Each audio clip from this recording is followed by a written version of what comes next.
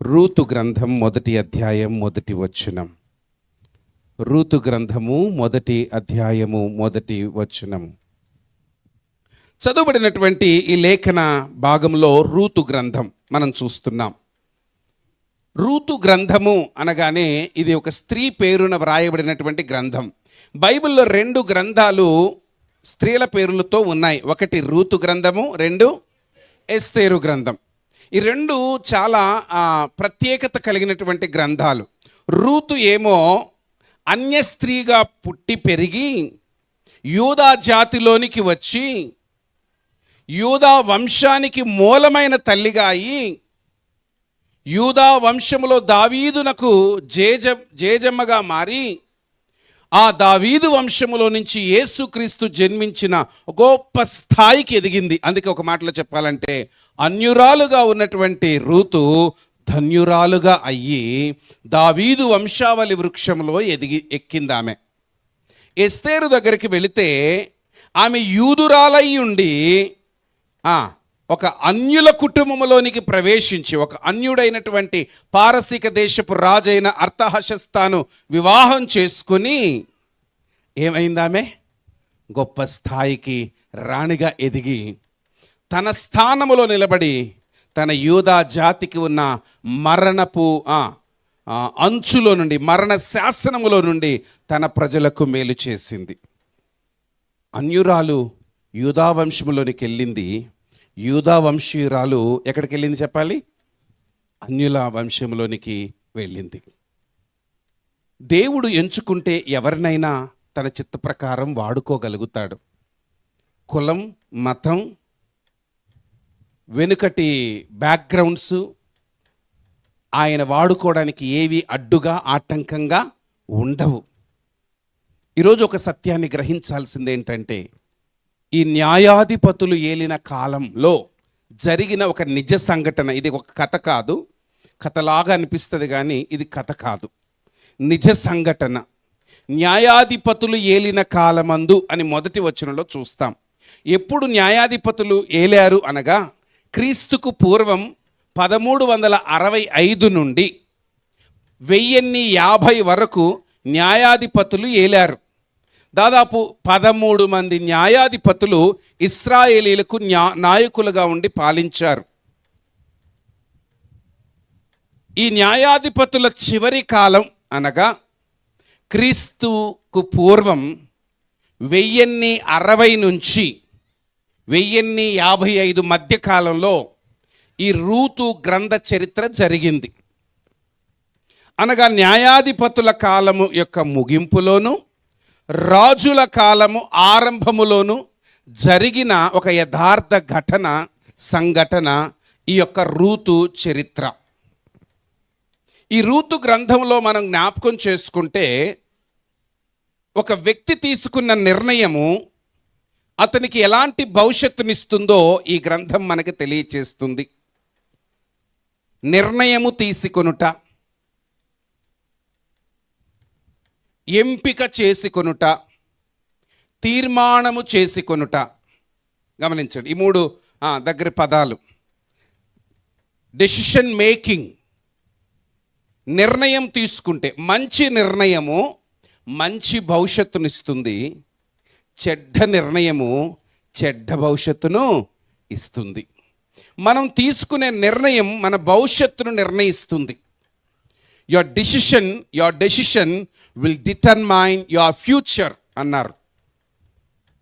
మన నిర్ణయము మన భవిష్యత్తును ఏం చేస్తుందట? నిర్ణయిస్తుంది.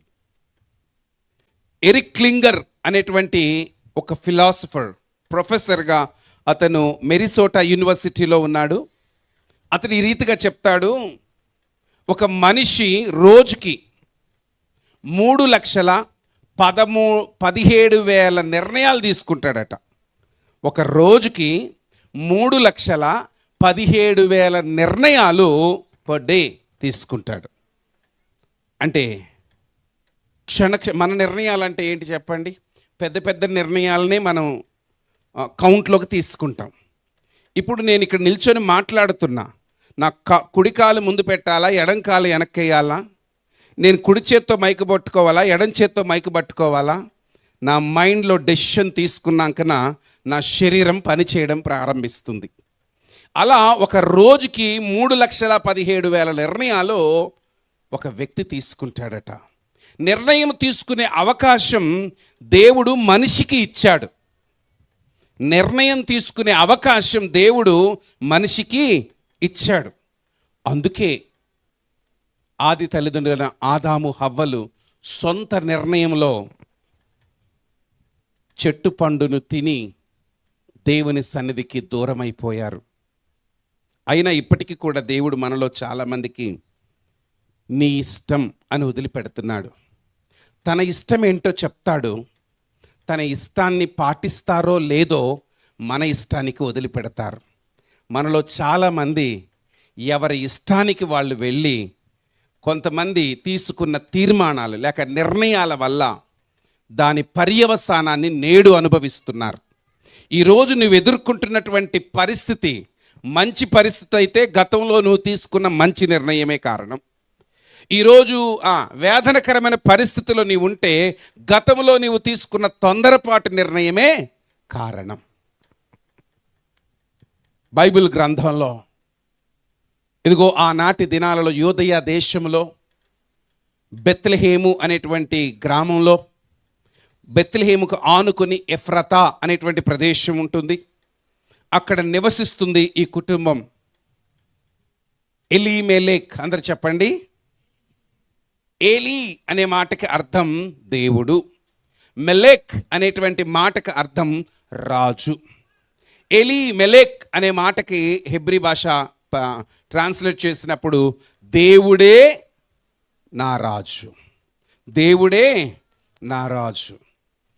దేవుని పరిపాలనలో ఉన్న వాళ్ళకి వెలితి కొరత ఉండదు. ఒకవేళ కలిగిందా, ఇక్కడ మొదటి వచనంలోనే చూస్తున్నాం. న్యాయాధిపతులు ఏలిన కాలమందు దేశములో ఏం కలిగిందట? అందరు చెప్పాలి, ఏం కలిగింది? కరువు. దేవుని పిల్లలకి కరువులు ఎందుకు వస్తాయి? దేవుని పిల్లలకి కష్టాలు ఎందుకు వస్తాయి? దేవుని పిల్లలకి ఇబ్బందులు ఎందుకు వస్తాయి అంటే, న్యాయాధిపతుల గ్రంథం 6వ అధ్యాయం 1వ వచనం, book of judges chapter 6 verse 1. న్యాయాధిపతుల గ్రంథం 6వ అధ్యాయం 1వ వచనం.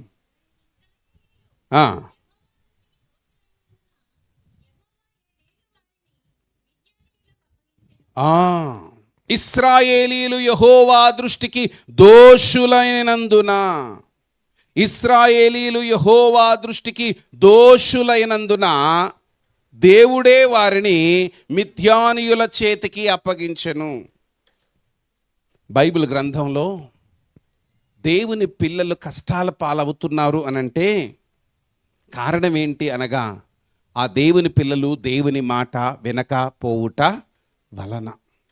తల్లిదండ్రులు నెత్తి నోరు మొత్తుకొని లేకపోతే నెత్తి నోరు బాదుకొని మంచి చెప్తారు పిల్లలకి, కానీ పిల్లలు వింటారా? నీకేం తెలీదు, నోరు మూసుకో మమ్మీ అంటారు కొంతమంది. డాడీ నీకేం తెలీదు, ఊరుకో అంటారు కొంతమంది. అని వాళ్ళ నోర్లు మూసి వీళ్ళు ఇష్టానుసారంగా వెళ్ళి ఇప్పుడు అంటారు, అప్పుడు మీ మాట వినుంటే బాగుండేది అని.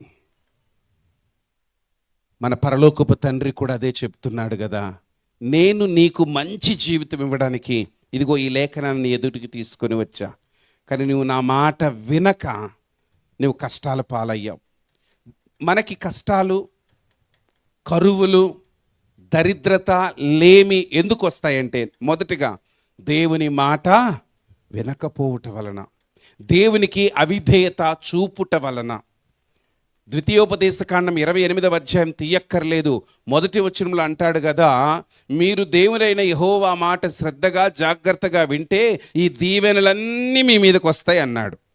అదే ద్వితీయోపదేశకాండం 28:15 అంటాడు, నేను ఆజ్ఞాపించిన వాటిని గై కొనని ఎడల శాపములన్నీ వారికి కలుగును అన్నాడు.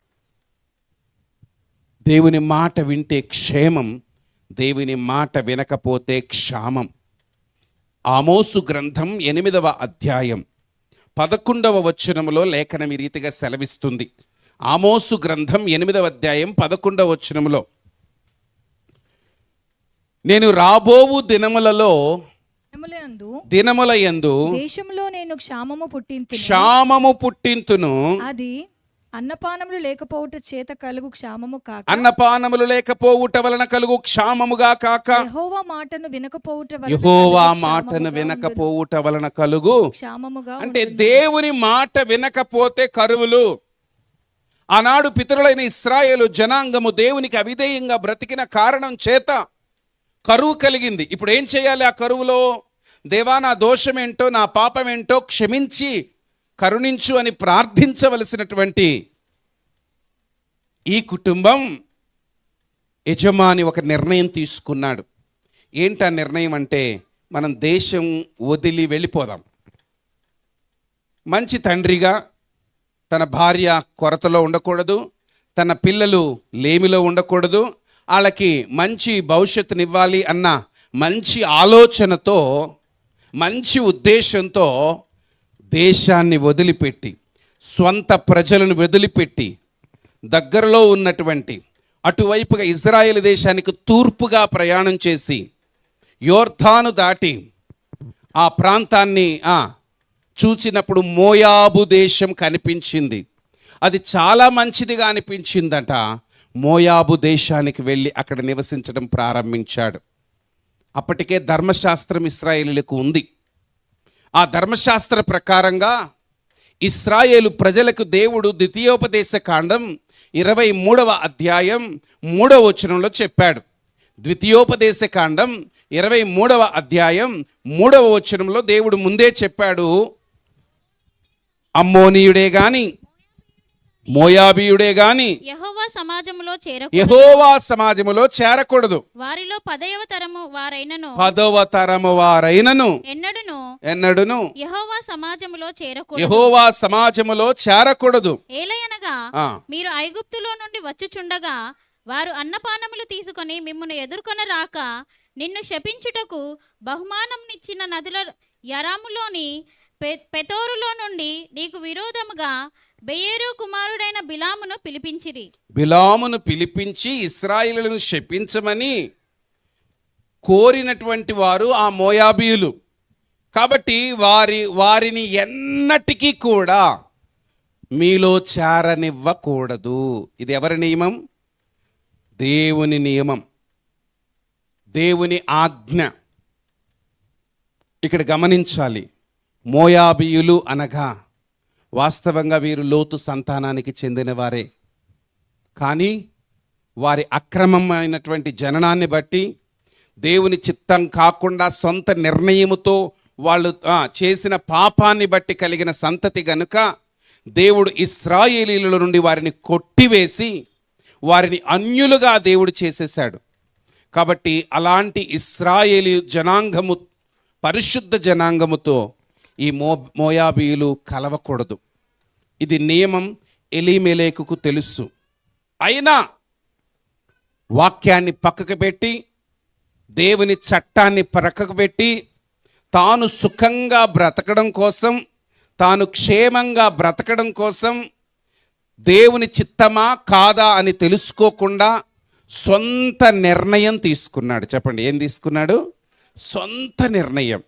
ఈరోజు ప్రియ దేవుని బిడ్డలారా, నీ సొంత నిర్ణయాలు నీకు నష్టాన్ని కలిగిస్తాయి. వాక్యం తెలిసిన వాళ్ళు ఎప్పుడు కూడా ఒక ఆలోచన మంచిదే, ఆపద నుంచి తప్పించబడ్డానికి, సమస్య నుంచి తప్పించబడ్డానికి ప్రత్యామ్నాయం అంటారు కదా, వేరే మార్గాలు ఎంచుకోవడం తప్పేమీ లేదు. కానీ నువ్వు తీసుకున్న తీర్మానం, నీవు చేసిన నిర్ణయం దేవుని చిత్తమా కాదా అని వాక్యం అనే అద్దం దగ్గరికి వచ్చి వాక్యములో నుంచి పరిశీలనాత్మకంగా తెలుసుకోవాలి. ఎలీమెలెక్ నిర్ణయం మంచిదే కానీ, అనగా తన కుటుంబ క్షేమం కొరకు ఆలోచించాడు కానీ అది వాక్యానుసారమైన నిర్ణయమా కాదా అని మాత్రం గ్రహించకుండా, దేవుని చిత్తమా కాదా అని గ్రహించకుండా సొంత నిర్ణయం తీసుకొని బెత్లెహేము అనేటువంటి దేవుని ప్రజల మధ్యలో నుండి మోయాబు అనే అన్యుల ప్రాంతములోనికి వెళ్ళిపోయాడు.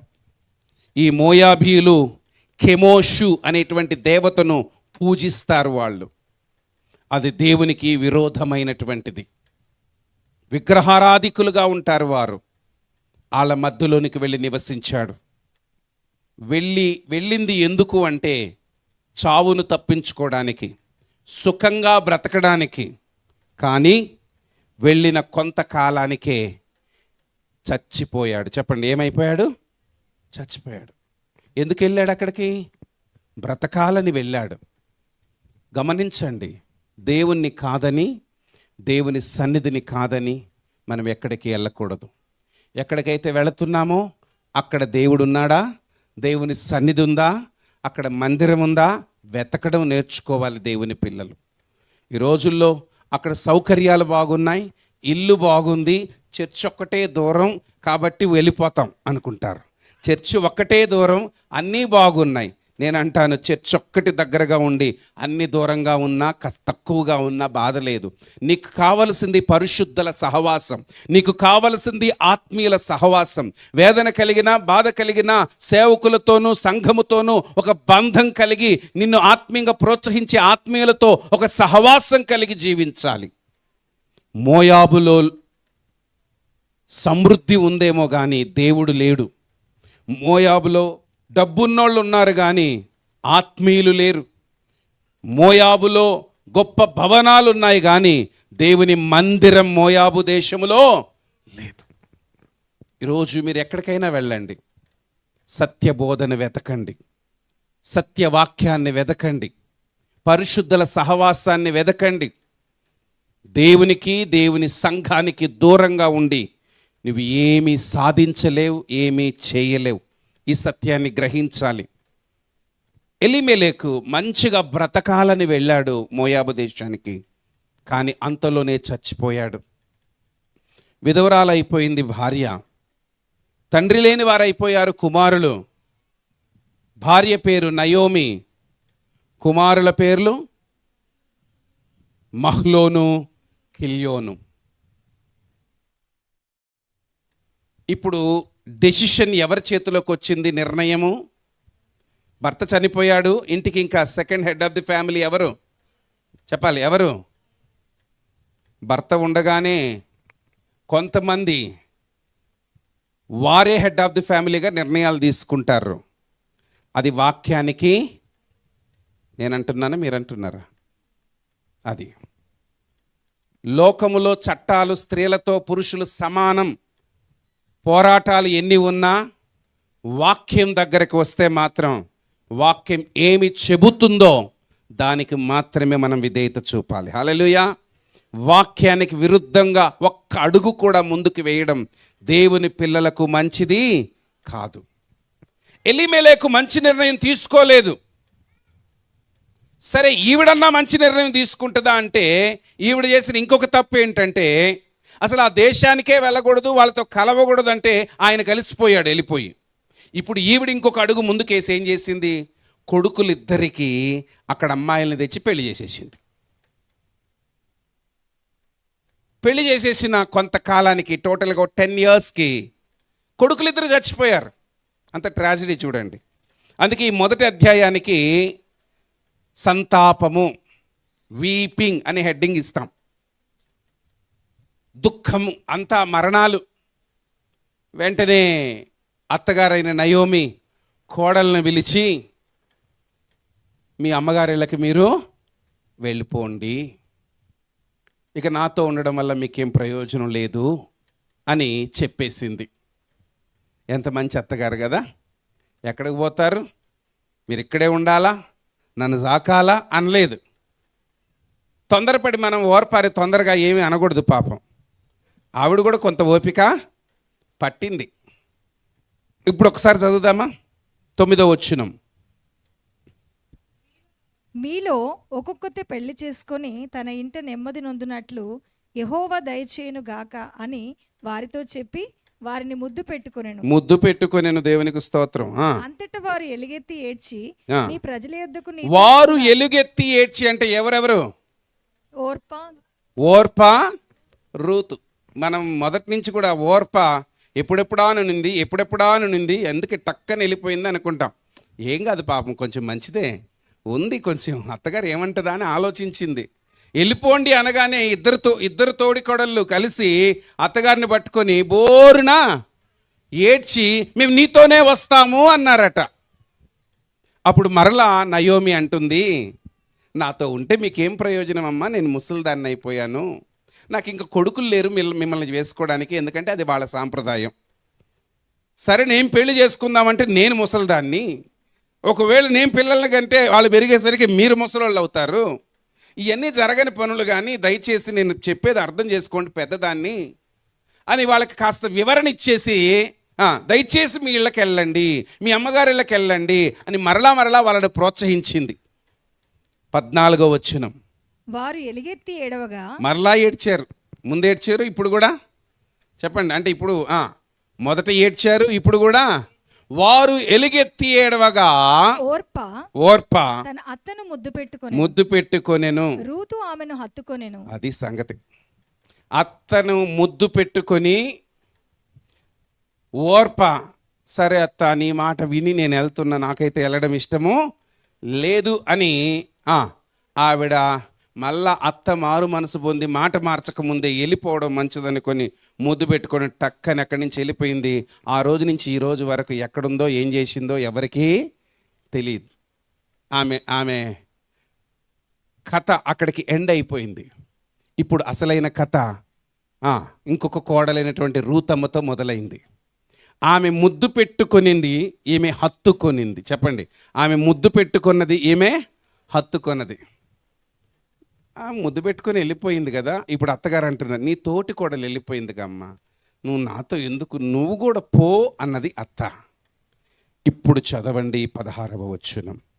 అందుకు రూతు నా వెంబడి రావద్దనియు నన్ను విడిచిపెట్టమనియు బతిమాలు కొనవద్దు, నీవు వెళ్ళు చోటికి నేను వచ్చేదను, నీవు నివసించు చోటనే నివసించదను, నీ జనమే నా జనము, నీ దేవుడే నా దేవుడు, నీవు మృతి పొందు చోటను నేను మృతి పొందేదను, అక్కడనే పాతి పెట్టబడేదను. తప్ప మరి ఏదైనాను నిన్ను నన్ను ప్రత్యేకించిన ఎడల యెహోవా నాకు ఎంత కీడైనా చేయను గాక. చక్కగా ఉంది కదా ఈ మాట.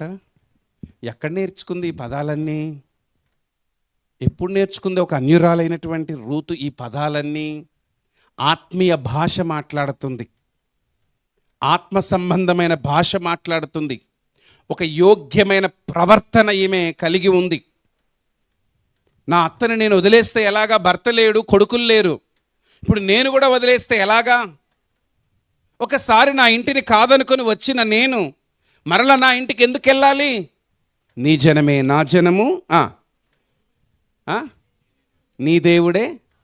కొంతమంది ఉంటారు, నీ జనం నా జనం ఒకటే అత్త, ఒప్పుకుంటా, నీ దేవుడు నా దేవుడు ఒకటైతే కాదు, నాది నాకే నీది నీకే, నీ పూజలు నువ్వు చేసుకో, నా భక్తి నేను చేసుకుంటా, నా ప్రార్థనలకు నువ్వు అడ్డం రావద్దు, నీ పూజలకి నేను. ఇలాంటి ఒప్పందాలు చేసుకుంటారు కొన్నిసార్లు కొంతమంది. తద్వారా కొన్ని సమస్యలు ఎదురవుతాయి. వెలుగునకు చీకటికి ఏం కాదట, పొత్తు కుదరదు. నిజమైన పశ్చాత్తాపం కలిగి మోయాబీయులు ఇశ్రాయేలులతో కలుసుకోకూడదు అని చెప్పిన దేవుడే ఈ మోయాబీయురాలిని అంగీకరించాడు, ఆశీర్వదించాడు. దావీదు వంశావళికి మూలమైనటువంటి వ్యక్తిగా రూతును చేశాడు. కారణం ఏంటో తెలుసా? ఆమె ఇశ్రాయేలుల దేవుడైన యెహోవాను విశ్వసించింది. హల్లెలూయా. కులం ఏదైనా, గోత్రం ఏదైనా, స్థాయి ఏదైనా, వారు ఎవరైనా పశ్చాత్తాపపడి ప్రభు మార్గంలోకి వస్తే వారిని దేవుడు అంగీకరిస్తాడు. హల్లెలూయా. కాబట్టి ఇప్పుడు రూతు అంగీకరించబడింది. ఒక మాట చెప్పనా, మనం కూడా ఇశ్రాయేలులం కాదు, యూదా జనాంగం అసలే కాదు, కానీ ఈరోజు ఇశ్రాయేలులతో సహపౌరసత్వం మనకి లభించింది ప్రభువైన యేసుక్రీస్తు ద్వారా. ఇప్పుడు రూతు తీసుకున్న నిర్ణయం, ఇప్పుడు చెప్పండి, ఎలీమెలెకు తీసుకున్న నిర్ణయము మేలుకరంగా ఉందా, నష్టకరంగా ఉందా? చెప్పాలందరూ. నష్టంగా ఉంది. ఈరోజు ఒకవేళ దేవుని కారణం ఏంటంటే అతడు వాక్యానికి విరుద్ధమైన నిర్ణయం తీసుకున్నాడు, దేవుని చిత్తానికి వ్యతిరేకమైన నిర్ణయం తీసుకున్నాడు.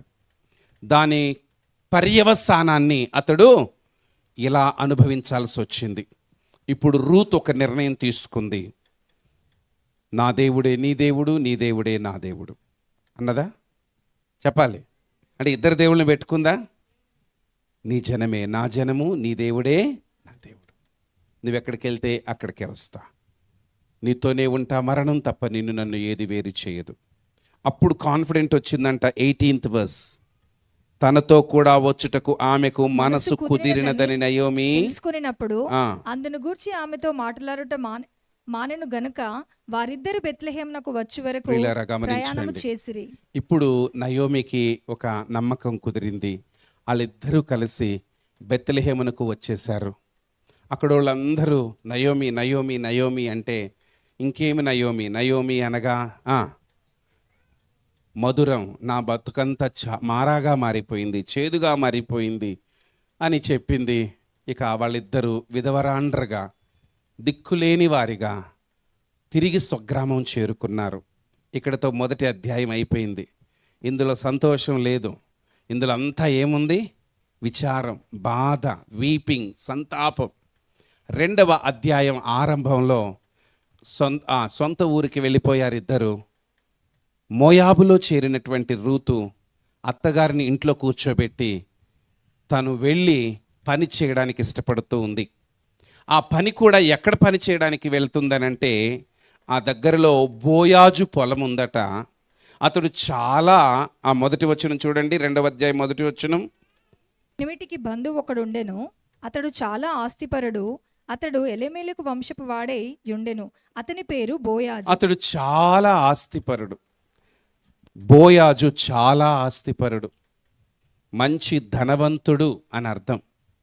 ధనముతో పాటు గుణం కూడా ఉంది అతనిలో. చెప్పండి, ధనముతో పాటు ఏముంది? గుణము కూడా ఉంది. అతడు ధనవంతుడు ఎట్ ద సేమ్ టైం గుణవంతుడు. ధనము గుణము ఒకరిలో ఉండడం సాధ్యమవుతుందా? లోకంలో సామెత ఏదో వాడతారు కదా, ధనం ఎక్కితే మదం ఎక్కుతుందంట. అవునా? కానీ దాని మీద మనసున్న వాళ్ళకి మదం ఎక్కుతుంది. దాని మీద మనసు కాదు, దేవుని మీద మనసు ఉంటే ధనాన్ని బట్టి ఎవరు బుద్ధులు మార్చుకోరు. హల్లెలూయా. అది వస్తుంది పోతుంది, దేవుడు ఒక్కడే స్థిరం. హల్లెలూయా. దేవుడు ఒక్కడే స్థిరం. కనుక ఈ బోయాజుకి ధనం మీద మనస్సు లేదు, దేవుని మీద మనస్సు ఉంది. ఎంత మంచివాడంటే పని వాళ్ళందరూ పని చేసుకుంటుంటే ఆ తోటలోకి వచ్చాడు. వాళ్ళంతా కోతలకు వస్తున్నారు. రాగానే ఏమని మాట్లాడాడో చూడండి, 3వ వచనం. కాబట్టి ఆమె వెళ్ళి పొలములోనికి వచ్చి 4వ వచనం. బోయాజు బెత్లెహేము నుండి వచ్చి యెహోవా మీకు తోడయుండును గాక అని చేనుకోయి వారితో చెప్పగా వారు యెహోవా నిన్ను ఆశీర్వదించును గాక అని. అప్పుడు బోయాజు చాలు ఇక్కడ కాన్వర్జేషన్ చూడండి, యజమానుడికి పని వాళ్ళకి మధ్య. బోయాజు రాగానే తన పనివారందరినీ కోత కోస్తున్న పనివారిని చూచి ఏమంటున్నాడు? యెహోవా మీకు తోడయుండును గాక అన్నాడు. ప్రైజ్ ద లార్డ్ అని చెప్తాం చూసారా మనం. అలాగా అతని విషింగ్ ఎలా ఉందంటే వాళ్ళని బ్లెస్ చేస్తూ అన్నాడు, యెహోవా మీకు తోడయుండును గాక అంటే పనోళ్ళందరూ ఏం చెప్పారు? యెహోవా నిన్ను ఆశీర్వదించును గాక అని ఉల్టా వీళ్ళు అన్నారు. అమ్మో, పెద్ద ఆయన్ని మనం ఏంటండం అని అనుకోవాలా. ఈ వాక్యం ఇంతకుముందు బోధించినప్పుడు ధ్యానించినప్పుడే మన సంఘంలో నేను చివర్లో ఆ పదాన్ని కలిపాను. ఎందుకంటే నేను ఎప్పుడూ మీకు ఆశీర్వాదాన్ని సమాధానాన్ని ప్రకటిస్తూనే ఉంటా. మీ నోట నుండి కూడా నాకు ఆశీర్వాదం రావాలని ప్రైజ్ లార్డ్ చెప్పిన తర్వాత ఏం చెప్తాం? మీకు సమాధానము. మీరేమంటారు? బైబిల్కి చెప్పేస్తారు. మీరేమంటారు? బ్యాగ్ సర్దుతారు. మీరేం చేస్తారు? పక్కన వాళ్ళకి ప్రైజ్ లార్డ్ చెప్పాల్సి వస్తుందేమో డ్రమని దూరం వెళ్ళిపోతూ ఉంటారు. మీరు కూడా తిరిగి సేవకుడైన నాతో మీకు సమాధానం కలుగును గాక అంటే నేను తృప్తిగా ఆమేన్ చెప్పుకుంటాను మనసులో. హల్లెలూయా. ఎందుకంటే బోయాజు పనివారిని దీవించాడు, పనివారు తిరిగి బోయాజును. అప్పటి నుంచి ఆ మనసుకి మీరు కూడా నన్ను ఆశీర్వదించవచ్చు. హల్లెలూయా. నేను ఇక్కడ నిలబడిన తర్వాత నేను గొప్పోడినని కాదు, నేను ఆయన పనోడినే, ఆయన పని చేస్తున్నా. నేను ఆయన ఇచ్చిన ఆధిక్యతని బట్టి మిమ్మల్ని బ్లెస్ చేస్తున్నప్పుడు, దీవిస్తున్నప్పుడు మీరు కూడా. అందుకే అప్పుడప్పుడు గాడ్ బ్లెస్ యూ అంటే థ్యాంక్ యూ అని మాత్రమే చెప్పక్కర్లా, బ్లెస్ యూ టూ అని చెప్పొచ్చు. దేవుడు మిమ్మల్ని దీవించును గాక అంటే మీరు కూడా ఉల్టా ఏం చేయొచ్చు, దేవుడు మిమ్మును కూడా దీవించును గాక అనొచ్చు, ఏం బాధలేదు. హల్లెలూయా. ప్రతి ఒక్కరికి ఆధిక్యత, ఎందుకంటే ప్రభు నామములో ప్రభు రక్తములో కడగబడిన ప్రతి ఒక్కరికి దీవించే ఆశీర్వాదపు హక్కును దేవుడిచ్చాడు. ఎందుకంటే ఆయన నామములో ఆశీర్వాదాన్ని ఉచ్చరిస్తున్నప్పుడు ఆ ఆశీర్వాదం మనకు నిలకడగా నిలిచి ఉంటుంది. బోయాజు అలా ఆశీర్వదించాడు. ఇక బోయాజు పొలంలో కొత్త వ్యక్తిని గమనించాడు. ఎవరామె అని అడిగాడు. ఆమె నయోమి కోడలు, మోయాబీయురాలు అని ఎవరో పనోడు చెప్పాడు. ఆమెతో మాట్లాడి, అమ్మ నీ గురించి నేను విన్నాను, నువ్వు మీ అమ్మగారింటికి వెళ్ళిపోకుండా మీ అత్తని హత్తుకొని మీ అత్తను చూసుకుంటూ ఎంతో చక్కగా ఉన్నావు, నువ్వు మంచి కార్యం చేశావు, నీవు చేసిన దానికి యెహోవా నీకు ప్రతిఫలమిచ్చునుగాక అని బ్లెస్ చేశాడు. హల్లెలూయా. చెప్పాలి. దేవుని పిల్లలందరూ బ్లెస్ చేసేవాళ్ళని కర్స్ చేసేవాళ్ళు కాదు. మన నోటి నుండి శాప వచనాలు ఎన్నటికి రావద్దు, ఆశీర్వాదాలే కలుగునుగాక. హల్లెలూయా. గాయపరిచినా బాధపరిచినా, వెనక గోతులు తవ్వినా, ముందుకొచ్చి ముఖాన ఊసినా, మనం చేయాల్సిన పని ఏంటంట, చూసుకుంటాడు దేవుడు. ఉన్నాడు, నీకు నీ చర్మం జీలుస్తాడని చెప్పాలా? ఏం చేయాలి మనం చెప్పండి? దావీదు భక్తుడు కోపం పగంతా వ్యక్తపరిచినట్టు ఇప్పుడు వ్యక్తపరచడానికి కుదరదు మనకి. దావీదు రాజు కాలంలో ప్రభు అయిన యేసుక్రీస్తు యొక్క త్యాగం జరగల. పంటికి పన్ను, కంటికి కన్ను. ఇప్పుడైతే ప్రభు అయిన యేసుక్రీస్తు మనందరి ముందు ఉన్నాడు. ఆయనే మనకి మాదిరి. హల్లెలూయా. మంచిదే, న్యాయకర్త అయిన దేవుడు ఏది మేలో అది చేసుకుంటూ ముందుకెళ్తాడు. మనకి ఏం చెప్పాడో అది చేసుకుంటూ మనం ముందుకి వెళ్ళాలి. ఓకే, దెన్ ఇక్కడ ఈమె పని చేసింది. ఈ 2వ అధ్యాయాన్ని అక్కడికి క్లోజ్ చేస్తే 2వ అధ్యాయానికి ఒక హెడ్డింగ్ ఇస్తాను. పని చేసినటువంటి అధ్యాయం, వర్కింగ్. మొదటిది వీపింగ్, 2వది వర్కింగ్. పని చేసింది. ఆమె కష్టపడడానికి ఇష్టపడుతున్న స్త్రీ. ఆ పనోళ్ళు చెప్తారు బోయాజుతో, మేము పని చేసి అట్లా కొద్దిసేపు కూర్చుంటున్నాం కానీ ఆమె మాత్రం విశ్రాంతి తీసుకోవట్లేదు. తన పోషణ కొరకు, తన కుటుంబ క్షేమం కొరకు కష్టపడడానికి ఇష్టపడిన ఒక చురుకైనటువంటి స్త్రీగా రూతును మనం జ్ఞాపకం చేసుకుందాం. ఓకే, ఇప్పుడు సెటిల్ అయిపోయినట్టే అనుకోవాలి వాళ్ళు. 3వ అధ్యాయంలోకి వచ్చేసరికి మొదటి వచనంలో అత్తగారు కోడల్ని పిలిచి ఒక మాట అంటున్నారు, చదవండి. ఆమె అత్తయ్యైన నయోమి, నా కుమారి నీకు మేలు కలుగునట్లు నేను నీ కొరకు విశ్రాంతి విచారింపవలసిన దానను గదా. ఒక్క నిమిషం, నువ్వు తెచ్చి పెడుతున్నావు, నేను తిని పెడుతున్నా, అంతా బాగానే ఉంది, కానీ నిన్ను ఇలా వదిలేయడం నాకు న్యాయమో కాదు. నీకు మంచి భవిష్యత్తు కావాలి. ఇంకేం భవిష్యత్తు అత్తగారు? మా ఆయన చచ్చిపోయాడు, మా మామయ్య చచ్చిపోయాడు, ఉన్నది నీకు నేను, నాకు నువ్వు, అంతే అనాలి కదా. అత్త ఏం చెప్తుందో, ఏది చెప్పినా మంచికే చెప్తుంది. అమ్మ, నీ భవిష్యత్తుని గురించి ఆలోచించాల్సిన బాధ్యత నాకుంది, నా కుమారి అని పిలిచింది. ఈ కాన్వర్జేషన్స్ బైబిల్లో చాలా బాగుంటాయి. ఈ రోజుల్లో ఉన్నాయా అట్లాంటివి ఎక్కడన్నా? ఆ భాషలు ఉన్నాయా ఇళ్ళల్లో? ఆ భాషలు లేవు. ఇదిగో నీ పెళ్ళానికి చెప్పు అంటారు. ఎవరికి చెప్పు? నా కోడలికి చెప్పు కాదు, నీ పెళ్ళానికి చెప్పు. ఆ పెళ్ళం ఎవరికి ఏమవుతుంది? ఈమెకి చెప్పండి.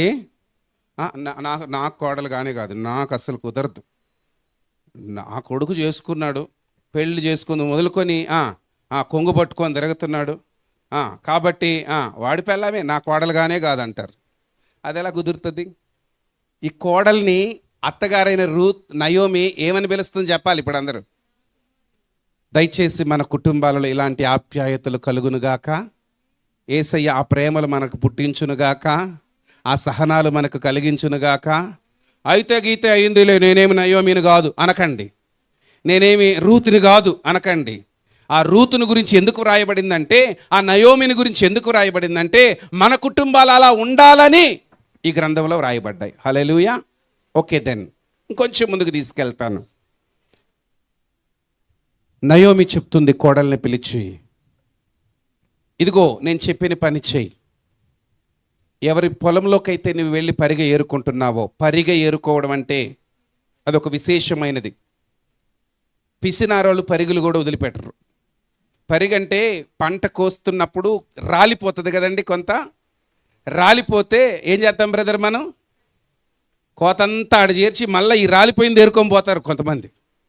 దేవుడు ఇశ్రాయేలు జనాంగానికి ఏం చెప్పాడో తెలుసా? ఆ రాలిపోయిన దాన్ని పరిగె అంటారు, వదిలిపెట్టేయండి. అది ఎవరికి అంటే తల్లిదండ్రులు లేని వారికి, పరదేశులకు, విధవరాండ్రకు దాన్ని వదిలిపెట్టండి. అది నియమం ఇశ్రాయేలీలకి. అంటే దిక్కులేని తల్లిదండ్రులు లేని వారి కోసం, విధవరాండ్ర కోసం, పరదేశుల కోసం మనం చేతనని సహాయము చెయ్యాలి. కాబట్టి పరిగెను వదిలిపెట్టండి అంటే బోయాజు ఏం చెప్పాడో తెలుసా? ఆమె మన పొలంలో ఏరుకుంటుంది కదా, అమ్మా నువ్వు ఆ పొలంకి ఈ పొలంకి వెళ్ళకు, మా పొలంలోనే ఏరుకో, మా పనులను గుర్తుపెట్టుకో, వాళ్ళు ఎక్కడ కోతలు కాస్తుంటే కోస్తూ ఉంటే ఆ వెనకనే ఉండు. అరే పనోళ్ళారా మీరు జాగ్రత్త, మరీ పిసినారులలాగా అంతా కోసేయకండి, కొంచెం ఆమె ఏరుకుంటుంది కాబట్టి ఆమె కోసం హల్లెలూయా వదిలిపెట్టండి. ఎంత మంచోడండి. విధవరాలి పక్షాన బోయాజు మంచి మనస్సు కలిగి ఉన్నాడు. ఇప్పుడు చెప్తుంది అత్త, ఎవరి పొలంకైతే నువ్వు వెళ్తున్నావో అతడు మరెవరో కాదు, నీకు వరసైన వాడు. నీకు వరసైన వాడు అంటే మన భాషలో చెప్పాలంటే నీకు మేనబావ, నిన్ను పెళ్ళి చేసుకోవచ్చు. కనుక ఈరోజు నేను చెప్పినట్లు నువ్వు చెయ్యి. ఈ రాత్రి వేళ పొలంలో అతడు ఉన్నప్పుడు నువ్వు వెళ్ళి అతని కాళ్ళ దగ్గర పడుకో, అతడు ఏం చెప్తే అది చెయ్యి అన్నది. ఏ అత్త మాటకి లోబడి వెళ్ళి ఆయన కాళ్ళ దగ్గర పడుకున్నప్పుడు అతడు, నీవు మీ అత్త మాట విని క్రమంగా వచ్చావు, మర్యాదగా వచ్చావు, చట్ట ప్రకారం వచ్చావు, డొంకదారులు తిరగకుండా వచ్చావు. అయితే చట్ట ప్రకారంగా చెప్పాలంటే నాకంటే ఇంకొకడున్నాడు, అతను గనక నిన్ను చేసుకుంటే నేను చేసుకోకూడదు, అతడు కాదంటేనే నేను నిన్ను వివాహం చేసుకోవచ్చు అని ఆమెతో మాట్లాడి అతనిని పిలిపించి అతనితో మాట్లాడితే అతడు అంటాడు, నేను ఆమెను చేసుకోను అంటాడు. హల్లెలూయా. ఎందుకంటే అది దేవుడి చిత్తం కాదు కనుక అతడికి ఆ అంగీకారమైన మనసు దేవుడు ఇవ్వలేదు. 4వ అధ్యాయంలోకి వచ్చేస్తే వెడ్డింగ్. ఇప్పుడు చెప్పండి, పెళ్ళి దుఃఖముతో ప్రారంభమైనటువంటి రూతు గ్రంథం దేంతో ముగిసిపోతుంది? వివాహంతో. మన జీవితం కూడా దుఃఖంతో మొదలైందా, వేదనతో మొదలైందా, పెళ్ళితో ఎండ్ అవుతుంది. హల్లెలూయా. మన పెళ్లి కుమారుడు ఎవరు? రూతమ్మ ఒక విధవరాలు, రూతమ్మ ఒక అన్యురాలు, ఆమెకు ఒక బ్రతుకునిచ్చింది బోయాజు. అయితే మనం కూడా పాపముల చేత అపరాధముల చేత చచ్చిన వారంగా ఉన్నప్పుడు, ఎన్నిక లేని వారంగా ఉన్నప్పుడు బోయాజు వంటి ప్రభువైన యేసుక్రీస్తు నిన్ను నన్ను ప్రేమించి మనలను తన దాననుగా చేసుకున్నాడు. హల్లెలూయా. మనలను తన పరిశుద్ధ కన్యకగా చేసుకున్నాడు, మనలని వధువు సంఘంగా చేసుకున్నాడు. ఇదిగో బాప్తిస్మం పొందిన ప్రతి ఒక్కరూ ప్రభువుతో ముడివేయబడ్డానికి నిశ్చితార్థం చేయబడిన వారుగా ఉన్నారు. ఆ పెళ్లి కుమారుడు మధ్యాకాశంలోనికి రాబోతున్నాడు. వచ్చినప్పుడు పెండ్లి వధువైన సంఘంగా మనమందరము కూడా ఏం చేయబడాలి?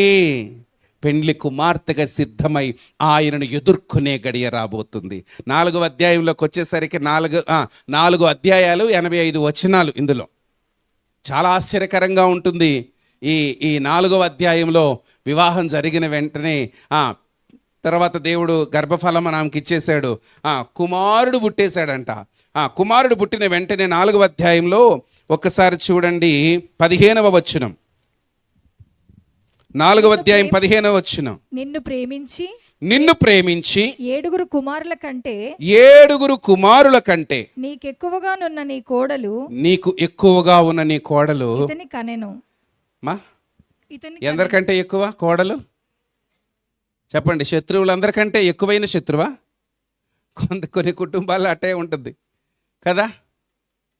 కానీ నయోమితో చుట్టుపక్కల వాళ్ళు కూడా చెప్తున్నారు, ఈమె నా కుమారి నా కుమారి అనడమే కాదు, చుట్టుపక్కల వాళ్ళు చెప్తున్నారు, నీకు 2 కొడుకులు చచ్చిపోయారు కరెక్టే, కానీ 7 మంది కుమారుల కంటే ఎక్కువైంది నీ కోడలు.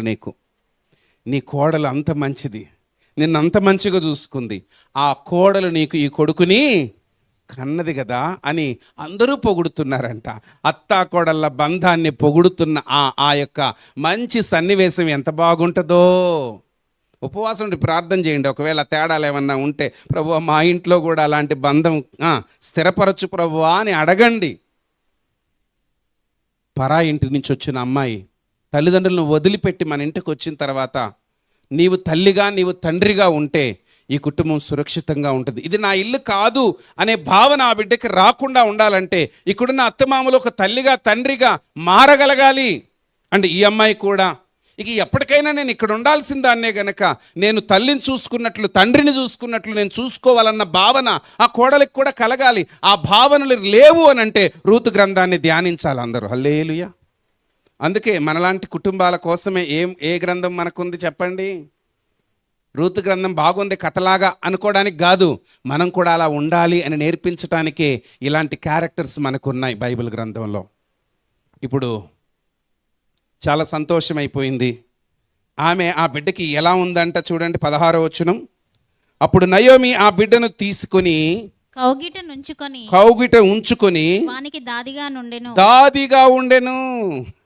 చాలు, నాకు భర్త లేకపోయినా కొడుకులు లేకపోయినా కొడుకుని కానీ ఇచ్చింది నా కోడలు, బంగారు కోడలు. ఏం కోడలు? 7 కుమారుల కంటే ఎక్కువైన కోడలు. ఇక చాలు ఈ జీవితానికి, ఈ బిడ్డను పెంచుకుంటూ బతికిపోతానంటే చుట్టుపక్కల వాళ్ళంతా వచ్చి నీకెంత భాగ్యమమ్మా, నీకెంత అదిగో ఆ పై వచ్చిన వాళ్ళు అంటారు నీకు బంధువే లేకుండా దేవుడు చేయ. 14వ వచనం, ఈ దినమున నీకు బంధువుడు లేకుండా చేయని యెహోవా స్తుతి నందునుగాక అన్నారు. కాబట్టి ఆ రీతిగా వారు ఆ బిడ్డకి ఓబేదు అని పేరు పెట్టారు. ఓబేదు పెళ్లి చేసుకొని పిల్లల్ని కానీ వారిలో ఒకడైన యెషయి. ఆ యెషయి పేరు అంటే ఇంకా ఒక యెషయినే కాదు కానీ మనకి యెషయి ముఖ్యం కనుక యెషయిని కన్నాడని చెప్పారు. ఆ యెషయి ఎవరిని కన్నాడట? యెషయి ఒక్క దావీదునేనా కన్నింది? ఎంతమందిని కన్నాడు? మొత్తం 8 మందిని కన్నాడు. అవునా? కాబట్టి మనకు అవసరమైన పేర్లు అక్కడ ఉన్నాయి. మొత్తానికి దావీదు వంశావళిలో రూతు గారు చేర్చబడ్డానికి గల కారణం ఏంటంటే నిజంగా ఆశ్చర్యకరమైనటువంటి ఆశీర్వాదం. రూతు తీసుకున్న తీర్మానం ఆమె జీవితానికి ఒక మంచి మలుపును తీర్చిదిద్దింది. ఈరోజు నువ్వు ఒక మంచి నిర్ణయం తీసుకుంటావా? తొందరపాటు నిర్ణయాలు, ఆవేశపూరితమైన నిర్ణయాలు నీ జీవితానికి నష్టాన్ని కష్టాన్ని కొని తెస్తాయి. యేసయ్యా, సమయానుకూలంగా మంచి నిర్ణయం తీసుకోవడానికి నీ పరిశుద్ధాత్మ నడిపింపును నాకు దయచేయమని అడుగుదామా? తలలు వంచండి, కండ్లు మూసుకోనండి. ఈ లేఖనం ద్వారా ప్రభు నీతో చెబుతున్న ఒకటే సత్యం. ఒకవేళ నీ దుడుకుతనం, నీ తొందరపాటు, ఆవేశపూరితమైన నిర్ణయం నీకు నష్టం కలిగిస్తూ ఆ నష్టాన్ని ఈరోజు నువ్వు అనుభవిస్తున్నట్లయితే యేసయ్యా నన్ను క్షమించు, యేసయ్యా నన్ను మన్నించు, నీ దృష్టికి యోగ్యమైన బిడ్డగా ఉండడానికి సహాయం చేయమని అడుగుతావా? ప్రియులారా, రూతు తీసుకున్న నిర్ణయం దైవికమైన నిర్ణయం, వాక్యానుసారమైన నిర్ణయం. నువ్వు ఎప్పుడైనా మంచి వాక్యానుసారమైన దైవ చిత్తానుసారమైన నిర్ణయం తీసుకుంటే ఆ నిర్ణయములో దేవుని ఆశీర్వాదం, దేవుని తోడు నీకుంటుంది. అలాంటి తోడే రూతుకు ఉంది కనుక ఆమె ఆశీర్వదించబడింది, తరతరాలకు ఆశీర్వాదకరంగా మార్చబడింది. ఈరోజు దేవుని సందులో ప్రార్థిస్తావా?